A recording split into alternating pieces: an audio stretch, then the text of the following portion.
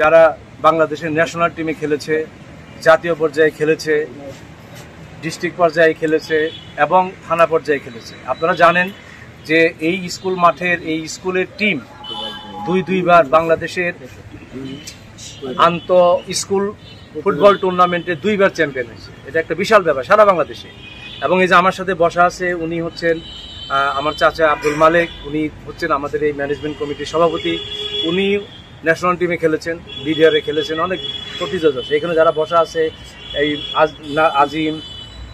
আজিমের বড় ভাই ছিল আজিম ভাই, সোহেল, এনামুল, তারপরে এই যে খোকন, আমাদের সাত্তার, তারপরে যে পিছনে দুলাল ভাই, তারপরে যে এরা সবাই খুব প্রতিযোগিতা ফুটবল খেলার। এই যে সব থেকে বড় ফুটবলার গোলকিপার ফরিদ।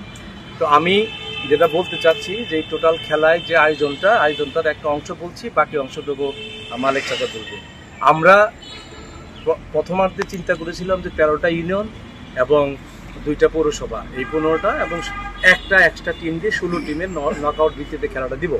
কিন্তু 2-1টা ইউনিয়ন ঠিক সময়ে এসে রিপোর্ট করতে পারে নাই, ফলে আমাদের 16টা টিম তৈরি করতে আরো বাইরে থেকে 2-3টা টিম আমাদেরকে আনতে হয়েছে। এমন অবস্থায় যেহেতু বাইরে থেকে টিম আসছে, সুতরাং আন্তঃ ইউনিয়ন পৌরসভার যে টুর্নামেন্ট ছিল এটা কিছুটা ডিস্ট্রিক্ট পর্যায়ের একটা ফ্লেভার চলে আসছে। তো আমরা যেটা করেছি সেটা হচ্ছে যে আমরা এই ফুটবল টুর্নামেন্টের একটা বিশেষত্ব হচ্ছে আমরা প্রত্যেকটা টিমকে আমরা তাদের জন্য জার্সি দিব। এই যে জার্সিটা হচ্ছে এরকম, যেমন এটা আগামীকালের খেলা দুর্গাপুর এবং কালীহাতি। আমরা এই দুর্গাপুর এবং কালীহাতির দুইটা জার্সি 2টা টিমকে আমরা দিয়ে দিচ্ছি। এবং আমরা প্রত্যেকটা টিমকে প্রতিদিন যে খেলতে আসবে তাদের আসা যাওয়ার খরচ বাবদ আমরা একটা কনসিয়াস দিব চা পানি খাওয়ার জন্যে। আমরা তাদেরকে 2টা কাপ দেব।